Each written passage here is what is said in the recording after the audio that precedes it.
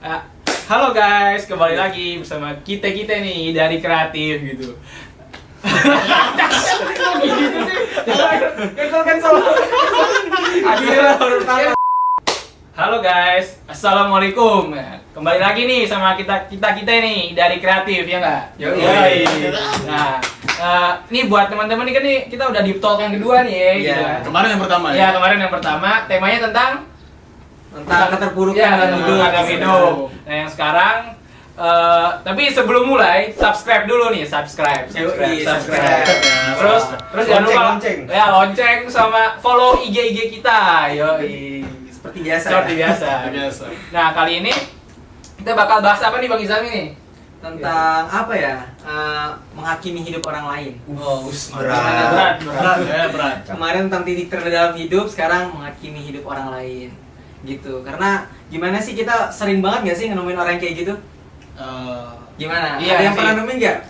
Kalau di Twitter sih banyak yang Twitter Oh, banyak ya, aduh. orang julid gitu ya. Aduh, Sebenarnya aduh. bukan tentang julid atau enggaknya, bukan tentang ngomongin orang, tapi kita gimana ya cara menghadapi perilaku seperti itu. Misalnya kita nih yang dihakimin nih, atau kita yang dijudge sama orang itu, gimana harusnya sikap kita gitu. Pasti kalian pernah nggak dihakimin hidupnya sama orang lain gitu, yang kita nggak tahu dia bukan keluarga kita gitu, bukan teman juga, mungkin teman tapi teman jauh gitu, bukan teman dekat. Kayaknya orang suka banget kayak gitu, ya nggak? Iya. Terkadang. Yes man. Yoi. Soalnya kita sekarang sedang meratapi sendiri-sendiri kan. Lagi mikir Pak sebenarnya. Kontennya apa ini? Kontennya berat. Ya jadi gitu, menghakimi hidup orang lain itu sebenarnya udah jadi suatu yang lumrah sih kalau menurut gue. Karena entah orang yang udah berilmu atau orang yang belum berilmu pasti pernah melakukan hal seperti ini gitu. Misalnya contoh untuk orang yang udah berilmu gitu kan, karena udah tahu ilmunya, ngelihat orang lain salah, terus nasehatin gitu. Tapi nasehatinnya bukan dengan cara yang baik, dengan kata kutip ya gitu. Ya nasihatin dengan cara menghakimi orang tersebut yang melakukan kesalahan seperti itu. Contoh misalnya siapa? Kevin misalnya. Kevin dia lagi asik-asik pakai headset gitu kan. Dia nggak tahu apa yang didengerin Kevin, tapi dia langsung ngejudge gitu kan. Wih, Kevin nih ya anak anak yang tahu agama tapi masih dengerin musik kayak gitu. Ya terus ngomong ke orang-orang, si Kevin nih udah tahu agama tapi dia tetap dengerin musik. Hasut. Nah, tiba-tiba ini kabar terdengar sama si Kevin. Nah, dia ngerasa, waduh, gitu, kayak down gitu. Wah, ada orang yang ngomongin gitu. Sakit hati nggak, Vin, kalau kayak gitu? Sakit hati nggak? Banget. Nah, terus gimana tuh cara menghadapi situasi seperti itu? Ya gimana ya, pertama sabar aja sih. Sebenarnya kita kan ada coach nih, kita nggak bisa mengatur pikiran orang lain, tapi yang bisa kita atur adalah pikiran kita sendiri. Jadi ya kalau misalkan dapat kejadian kayak gitu atau cobaan kayak gitu ya sabar aja, kayak positive thinking aja. Jadi masih banyak loh orang-orang yang peduli sama lo gitu kan. Iya, berarti menurut ini sih gitu. Oke. Berarti kita lebih notice ke orang-orang yang peduli sama kita, Iya. ya kan? Mereka sebenarnya peduli. Mereka sebenarnya pengen nasihatin sebuah kesalahan, memperbaiki sebuah kesalahan. Tapi cara mereka mungkin salah ya. Iya, betul. Nah, maka ini sebenarnya penting banget nggak sih kita belajar ilmu tapi belajar akhlak juga. Menurut. Akhlak sama ya belajar tentang tarbiyah. Kalau kalian tahu tarbiyah itu gimana caranya kita untuk memberitahu seseorang tentang kebaikan gitu lah. Cara untuk gimana nge-treat mereka seperti itu. Contoh misalnya, sebenarnya kalau kita nemuin sebuah kesalahan atau kita nemuin sesuatu yang nggak enak di hati tentang teman kita nggak usah ngejudge dia bro gitu. Iya. Kita lebih baik rangkul mereka, kita ajak omong, misalnya ajak mereka makan dulu ya kan. Atau kalau nggak punya duit lagi bokeh gitu kan, ya sambil jalan gitu kan, sok Gorengan. masuk deket dulu gitu, santai gitu, nasihatnya santai, empat mata tanpa ada orang yang tahu gitu kan. Kalau misalnya ngejudge kayak misalnya nih di depan umum, dijudge langsung atau enggak jangan depan umum deh, suatu yang lumrah aja deh yang sekarang apa sosial media ya? Iya, sosial media. Ngejudge di sosial media yang kemungkinan orang tuh banyak yang ngelihat. Nah, kan jadinya kan kita sebagai korban yang diomongin sama orang itu, kita jadi kayak ngerasa, wah, orang-orang kayak gini nih pandangannya terhadap gue gitu misalnya. Terhadap Kevin, ya kan kita jadi down. Mental kita bakal turun, cuy. kita nggak ngerasa kita lagi nggak bersinar lagi gitu loh. Harusnya sebuah nasihat itu bisa membuat orang yang nasihatin itu bersinar, cuy. Bukan untuk menjatuhkan. Seperti itu harusnya. Harus membangun ya. Harus Iya, membangun. betul. Coba di sini siapa kalian yang pernah merasakan kayak gitu? Tapi gue yakin kita semua pernah sih. Siapa yang mau sharing di sini? Azam dulu. Azam dulu. Yang habis nikah. Lu yang bukan di sini gue sih. Ini pelosan, maaf ya netizen. Kalau misalkan kata gue sih ya, kalau misalkan kata gue untuk kita, kalau misalkan kata gue ya, apa sih? Ya pokoknya kalau misalkan ada, gue pernah baca buku gitu, terus tulisannya kayak be strict to yourself and tolerant to the others. Jadi kayak lu tegas sama diri lu sendiri, cuman lebih toleransi sama orang lain. Nah itu penting sih. Maksudnya kayak ya lu lihat dulu, maksudnya diri lu tuh kayak gimana gitu kan. Kan kalau misalkan dalam Islam aja kan ada kabura maqtan indallahi an taqulu ma la taf'alun kan. Kadang-kadang lu nasihatin orang yang lu tuh belum tentu bisa melakukannya gitu.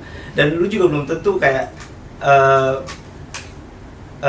lu belum tentu maksudnya lebih baik dari dia gitu. Emang kalau pengen nasihatin nggak apa-apa gitu. Kalau pengen nasihatin emang kan kita diajar untuk saling menasihati kan, cuma emang dengan cara yang baik gitu, dengan cara yang membangun. Iya, betul banget. Iya, maksudnya kayak kita nih misalkan nih, kita ngeliat orang melakukan satu kesalahan gitu. Semua orang gak ada yang sempurna, bener gak sih? Iya lah. Semua orang gak ada yang sempurna, pasti dia punya kesalahan gitu. Iya. Kalau mau dicari pasti ada aja.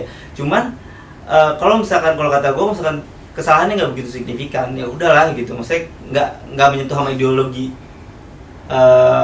kita, ya udah gitu, nggak usah terlalu. Ya kalau mau nasihatin ya benar-benar dengan cara yang baik gitu. Maksudnya kan amar ma'ruf namanya juga kan, amar ma'ruf kan dengan cara yang ma'ruf juga dong mestinya gitu kan. Terus abis itu ya istilahnya gini, kita nih semua kita lagi ngebangun rumah nih, kita lagi ngebangun rumah. Semua orang pengen ngasih bata di kesini gitu, ke situ gitu, pengen ikut ngebangun dengan caranya masing-masing gitu kan, dengan caranya masing-masing. Jangan orang lagi ngasih bata terus lu bilang jangan kasih bata yang itu, salah tuh ya, jangan kayak gitu. Maksudnya ntar nggak bakal bangun gitu. Ya pesan kata gue sih itu cuy. Pokoknya kalau ngeliat orang, sampai ada ulama lu tau nggak sih? Ya gimana? Ustadz banget gue sih. Sharing aja kita di sini. Pokoknya ada ulama, gue lupa ulama Ibnu Abbas atau siapa, ya gue lupa lah, dikat aja kayaknya ini. Ya pokoknya ada ulama, dia tuh bilang, lu sampai kalau misalkan lu ngelihat sesama muslim ya, sama muslim di sini konteksnya kalau orang muslim ya, misalkan sesama muslim, kalau misalkan lu lihat, lu ngeliat yang lebih muda, lu harus dalam otak lu harus mikir kayak gini, wah dosa dia tuh lebih sedikit karena umurnya dia lebih muda gitu dari gua. Kalau misalkan lu ngeliat yang lebih tua, lu harus mikir, wah amalnya dia lebih banyak gitu, dia lebih baik dari gua, amalannya dia lebih banyak daripada gua karena dia lebih tua. Harus kayak gitu cuy. Maksudnya jangan menghakimi ke yang jelek. Intinya husnuzon gitu lah ya. Husnuzon Aja, jangan suzon lah intinya ya. Itu banget sih. Setuju banget sama Bang Irza sih itu. Emang kita harus merubah kayak pola pikir gitu kan. Emang kadang-kadang emang gatel juga sih gitu kan. Gitu kan gatel kayak rasanya pengen diapain gitu ya. Tapi ya mau gimana lagi ya gitu kan. Gimana lagi ya bersabar saja gitu kan. Ya kalau sebagai pelaku ya jangan diulangi gitu kan. Soalnya kan gak enak lah ya gitu digituin gitu kan. Ya kita juga nggak sempurna gitu kan. Kadang-kadang juga pasti kayak rasa ada pengen gibah atau gitu kan. Tapi ya kalau terlanjur ya jangan diulangi. Tapi kalau belum ya ditahan gitu. Itu aja sih. Pokoknya nasihati dengan cara yang baik gitu. Jangan menyakiti satu sama lain. Sampai dulu gue juga pernah buat video tentang itu. Karena dulu gue pernah mengalami seperti itu. Gue sama Azam dulu zaman yang bahala ya Azam.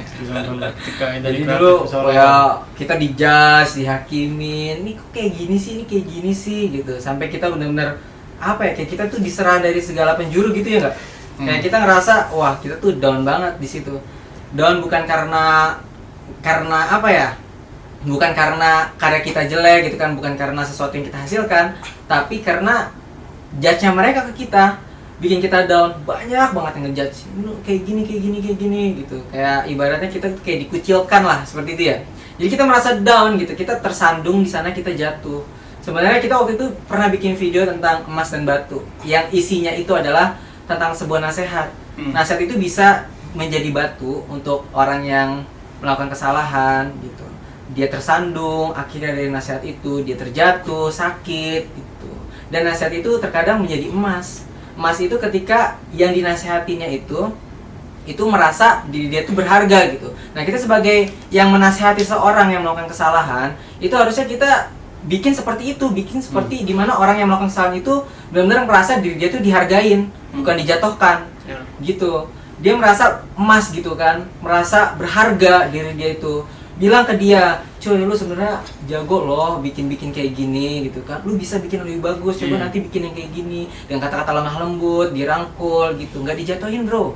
Itu rasanya sakit, pasti kalian juga pernah, atau mungkin kalian pelakunya ya, kalian ya empati lah sama orang-orang yang ngerasain seperti itu gitu loh. Tapi ketika itu ini sih itu kalau ngomong bicara masalah zaman baheula, gue inget tuh ya pas kita bikin video terus kita dijudge ya, dijudge sama banyak orang. Tapi ada tuh satu nama yang benar-benar ngerangkul kita. Boleh nggak sih gue sebutin nama di sini?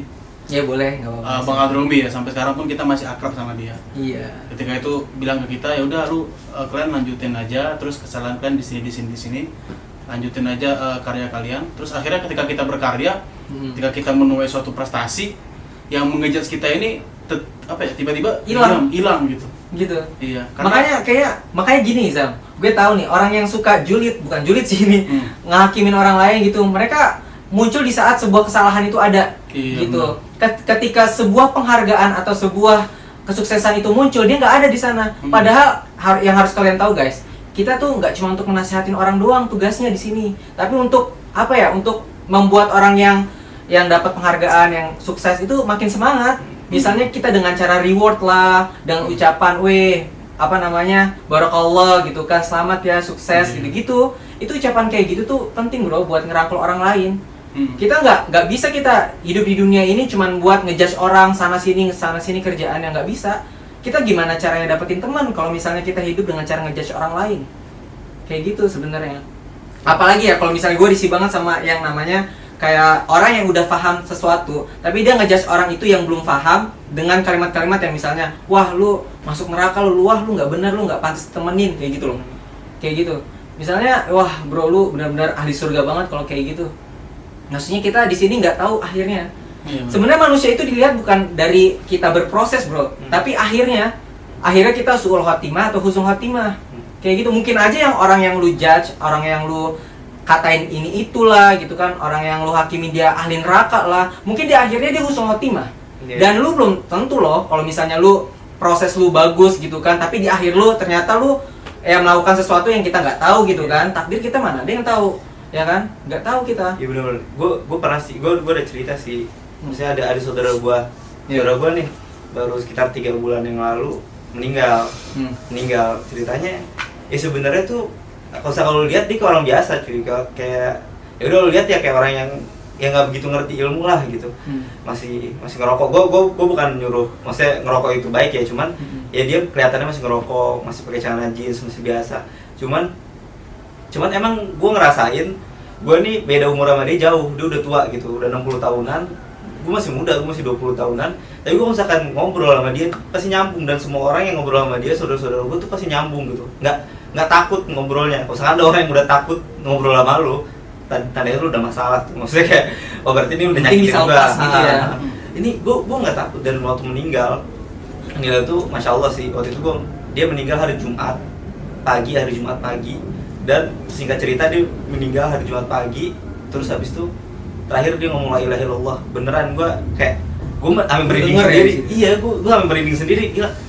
Kayak bener-bener dikasih lihat nih orang kayak gini kan. Kalau misalkan udah kayak gitu kita pengen ngomong apa coba? Orang meninggal hari Jumat terakhir la ilaha illallah, ya udah pasti masuk surga, ya nggak sih? Iya nggak? Ya kan insya Allah. Soalnya kan hadisnya emang kayak gitu kan insya Allah udah pasti masuk surga gitu. Maksudnya kayak wah ini bener-bener gitu kata gue. Ya kita mungkin waktu ngeliat dia kayak apaan sih orang, ya gampang kita ngejudge, cuman ternyata di dalam hatinya itu beda gitu. Dia ada apa sih? Maksudnya ya nggak bisa gitu kita hakim, wah ini orang bakal masuk neraka nih kalau kayak gitu, ya nggak bisa juga gitu. Ya doain aja terus kalau misalkan melihat kesalahan saudara kita ya kita doain kita tetap mungkin tetap nasihatin gitu kan, tapi nggak dengan cara ketika dia nggak mau nerima nasihat kita malah ngejudge mereka, wah nggak mau nerima suatu kebaikan gitu. Bukan kayak gitu ya. Kita harusnya ya tetap nasihatin, tetap senyum sama mereka, dan kita tetap doain dia kalau misalnya kita benar-benar sayang sama dia.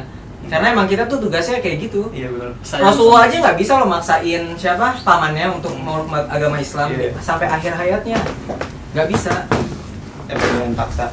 Terus kalau kata gue sih, kalau kata gue itu, kalau orang yang suka, kan kalau gitu kan itu kehitungannya kalau misalkan ngehakimin ya, itu kebanyakan tuh penyakitnya bukan kita mau ngehakimin juga, cuman emang kebiasaan di sini kan kalau sombong itu biasanya orang baru kaya, orang yang setengah kaya, biasanya tuh sombong dia, pasti kelihatannya kayak wah gue pengen dilihat kayak gini nih, gue kaya nih, gue punya mobil nih, pengen kayak gitu. Coba lu lihat orang kaya beneran. Biasa aja pasti, gue yakin biasa aja, bajunya biasa aja, semuanya biasa aja. Kayak gitu juga kalau misalkan yang kayak gini nih ngehakimin tuh biasanya orang yang baru sebenarnya baru mengenal gitu ya. Baru ilmunya setengah. Dia baru kenal matematika. Pasti dia kayak pengen show off, wah gue pinter nih matematika nih gitu. Dia baru pengen usaha. Nah itu tuh biasanya tuh dia kayak wah gue pengusaha gede nih, rasanya kayak gitu. Dan kalau misalkan orang baru kenal ilmu sesuatu pasti kayak gitu. Ya kalau misalkan masih ada penyakit kayak gitu, nauzubillah sih, semoga nggak di dalam diri kita, berarti kita masih setengah gitu. Setengah mengenal ilmu, dan kita harus kayak banyak belajar lagi dari orang lain. Kita di sini bukannya kita sosokan nggak pernah ngejudge orang lain gitu kan. Tapi ya gue sering aja gitu denger orang-orang kayak gitu. Dan gue prinsip hidup gue sih, gue hablum minallah sama hablum minanas juga cuy. Kita beribadah pada Allah, kayak tetap alim gitu kan ya. Kalau pengen alim gitu, ya emang kita tetap ya ibadah sama Allah, taat sama Allah. Tapi kita juga jangan mengesampingkan hablum minanas, hubungan sama manusia. Kadang ini loh yang dilupain sama orang, terlalu sibuk, atau bukan terlalu sibuk sih, terlalu hablum minallah banget gitu kan, sampai lupa hablum minanasnya gitu. Ya kan? Padahal ini dua ini kesinambungan, nggak bisa dipisahin. Toh kalau misalnya hablum minanas nggak lu jaga, walaupun lu beribadah sama Allah siang sampai malam, dan ketika itu ada manusia yang lu sakitin hatinya, di situ ada orang yang nggak suka sama lu, dendam sama lu gitu karena sikap lu ke dia gitu, karena lu nggak benar nge-treat mereka, ya udah sia-sia amalan lu. Waktu itu aja ada hadis kan yang Rasulullah bilang nanti akan ada datang nih orang penghuni surga. Ternyata dia datang beneran, kemudian pulang lagi. Nah, itu ada salah satu sahabat tuh yang penasaran kan, dilihat amalannya apa. Ternyata amalannya nggak ada yang spesial. Ya, nggak ada yang spesial.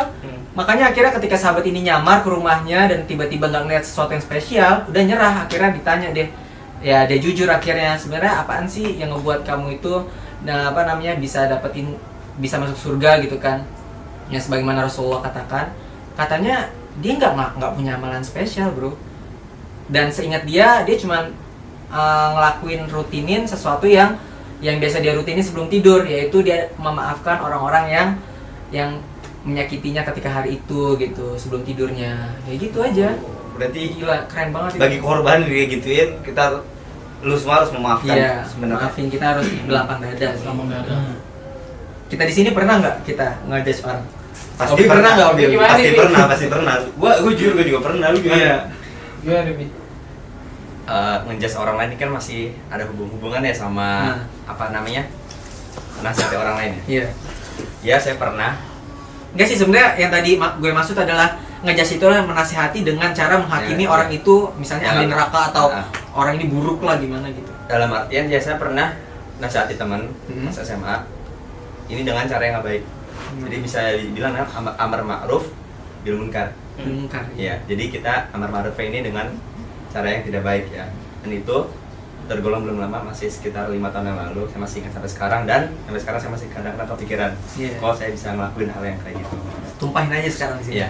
Jadi ya waktu itu ada teman saya yang melakukan ya perbuatan yang kurang terpuji, nggak bagus lah gitu ya. Dan itu semua saya utarakan di sosial media, di salah satu sosial media yang dimana semua orang baca, semua teman-teman saya baca, semua teman-teman dia baca. Dan gak lama habis itu saya dimarahin banyak orang. Bi, lu kenapa gini-gini? Ini tempat umum, lu nggak sewajarnya harus nasihatin dia di sini. Iya. Itu malah saya dijudge balik kan. Dan pada saat itu emang saya yang salah. Gitu.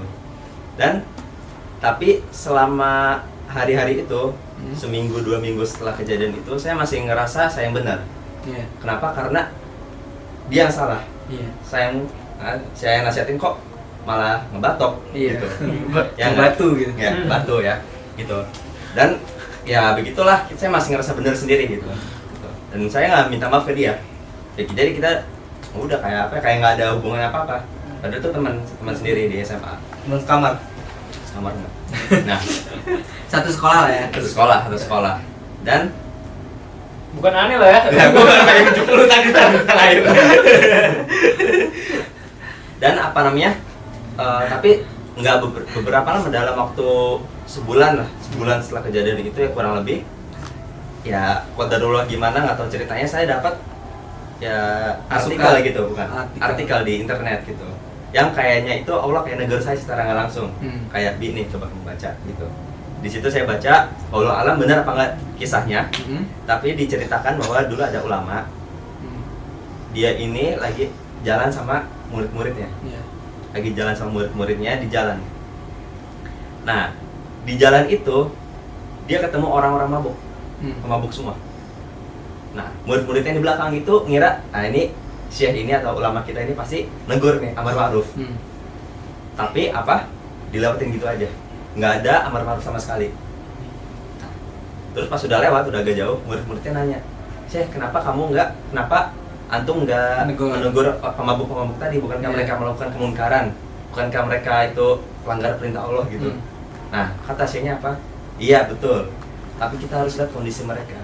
Mereka itu pemabuk, kondisi nggak sadar. Kalau kita nasihati mereka dalam kondisi seperti itu, apa yang akan mereka lakukan? Mereka membenci kita semua. Mereka akan membunuh kaum muslimin kita yang menasihati mereka. Gitu. Jadi kita ketika menasihati orang, amar ma'ruf itu harus melihat kondisinya juga. Maslahatnya gitu. Gitu. Harus maslahatnya juga. Dan apa namanya? Ya jadi kayak tadi saya bilang, kita harus coba amar ma'ruf bil ma'ruf. Ulang ya. Amar ma'ruf bil ma'ruf gitu. Jangan sampai kita amar ma'ruf bil munkar. Niat kita mah bagus buat amar ma'ruf, tapi caranya salah. Itu sama aja lempar berlian ke orang. Gitu kan.